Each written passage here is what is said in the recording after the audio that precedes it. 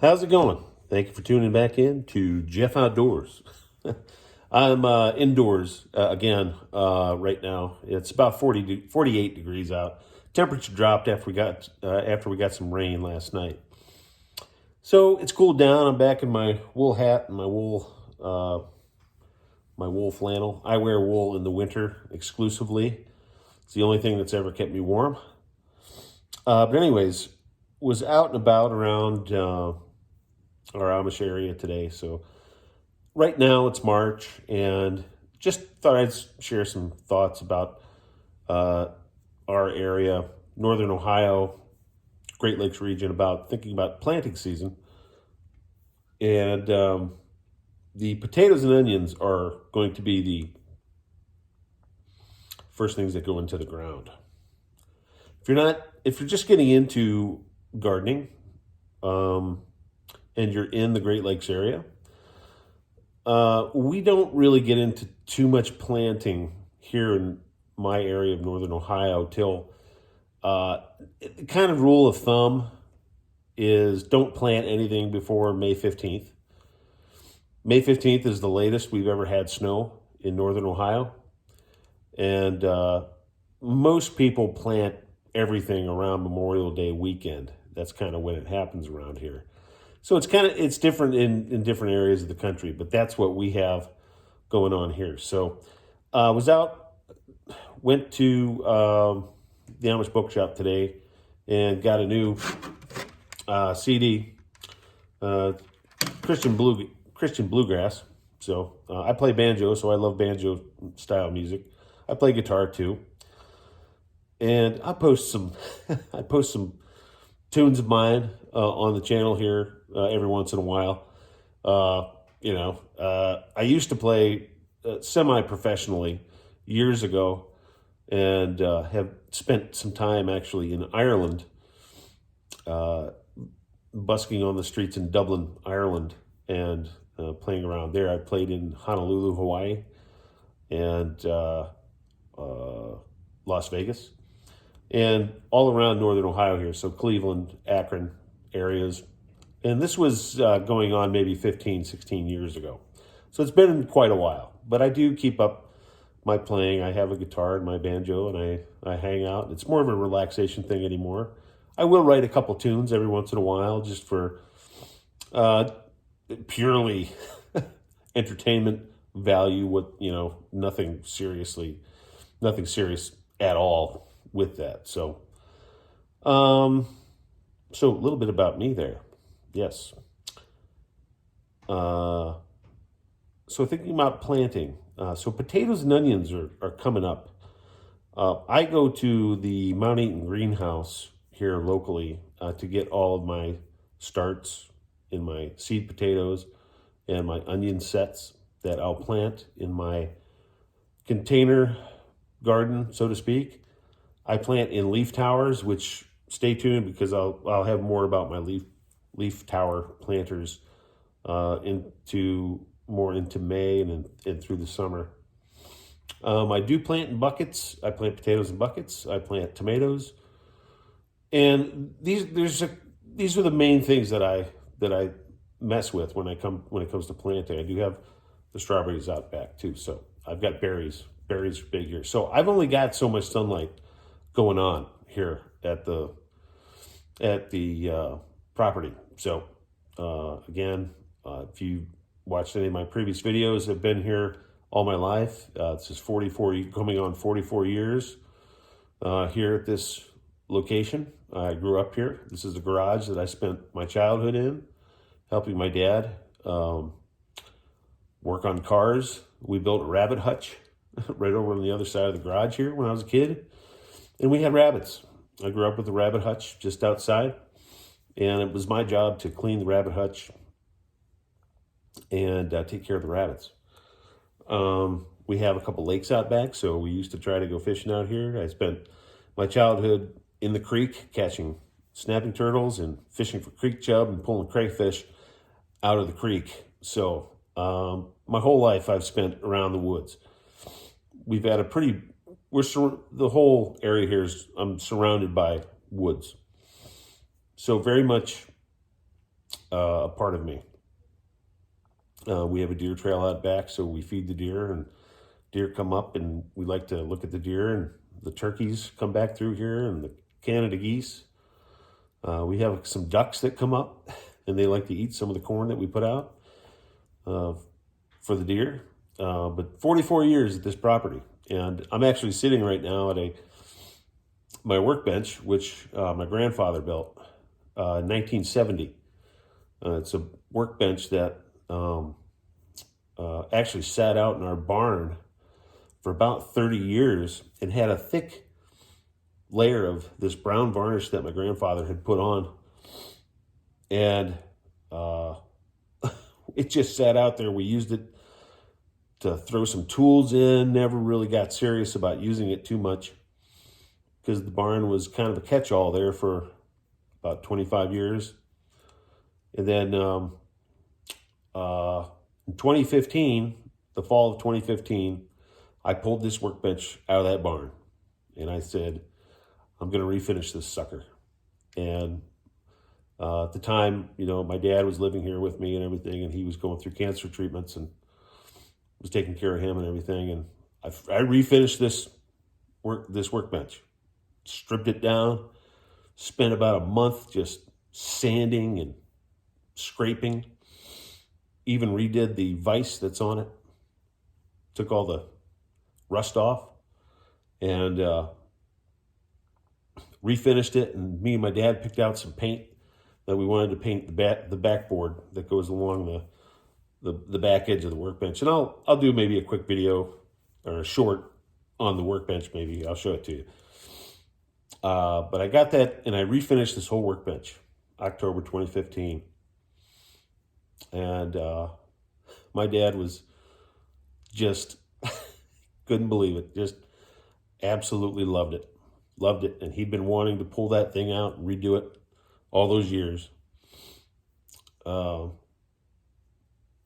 Not quite a year later, after I refinished this workbench, my dad passed away. And it was here at the house. So I'm sitting at that workbench. This is my workbench every day. And this right here, this is my dad's tool cabinet. So tool chest. It's a Century brand. It's probably late 70s, early 80s tool chest. And I still have it, and I use it, and so 44 years in one place, and that's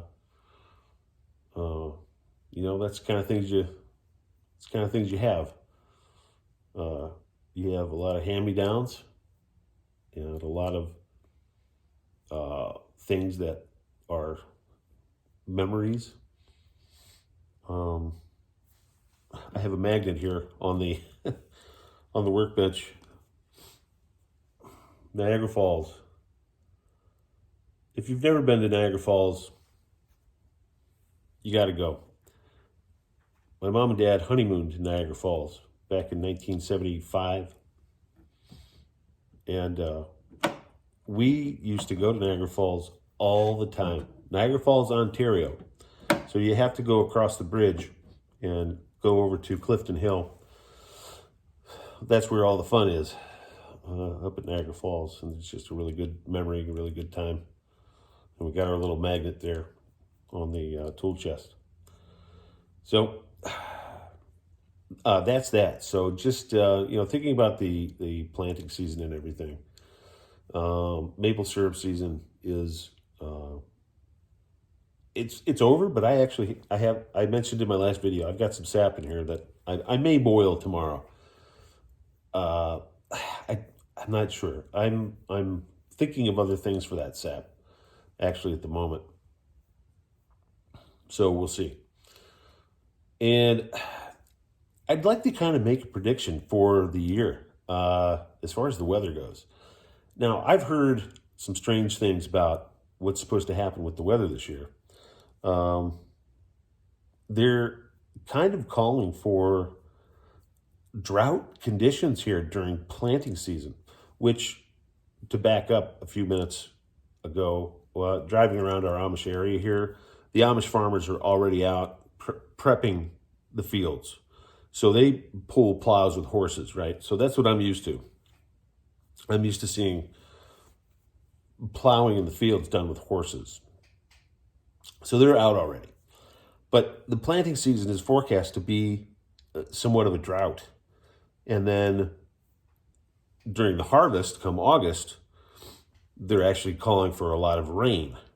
And this is a very, very long-term, very susceptible to change type of forecast. If you read the Farmer's Almanac, things like that. So, but that's quite the opposite of what we need. When planting season comes around, we need that rain, right? Because you're trying to germinate seeds in the fields, and you need it to be dry for the harvest come August. Very interesting forecast. What I tend to look at when it comes to those forecasts is the Indian Ocean. So a warming or cooling of the Indian Ocean tends to impact North America. So that's what I watch. And I watch weather models and the GFS and the Canadian models and the HRRR, and there's the Euro model, high resolution. These are things that you can go and look at online.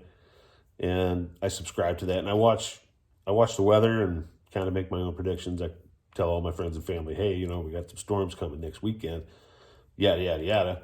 Right now, we're looking at around the 23rd of March around here. It's going to be a little dicey.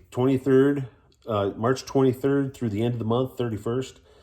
We're looking at some pretty crazy looking weather. We even have some snow coming still. So we're not out of the books. We have had April snowstorms here in Ohio many years in a row. I mean, it's very common. So this is kind of the lay of the land right now. And it's all about living seasonally.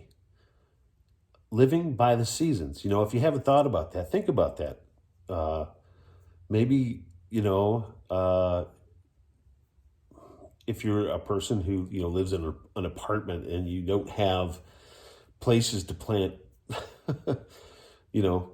beans and tomatoes and what have you, there's other things that you can do to bring into your maybe apartment area to be a little bit more self-sufficient, as far as try a local farmer's market, find a produce auction, bring home a bunch of tomatoes and make your own sauce and can it right in your apartment, things like that. There's all kinds of things that you can do to be a little bit more self-reliant. That's kind of part of my journey here.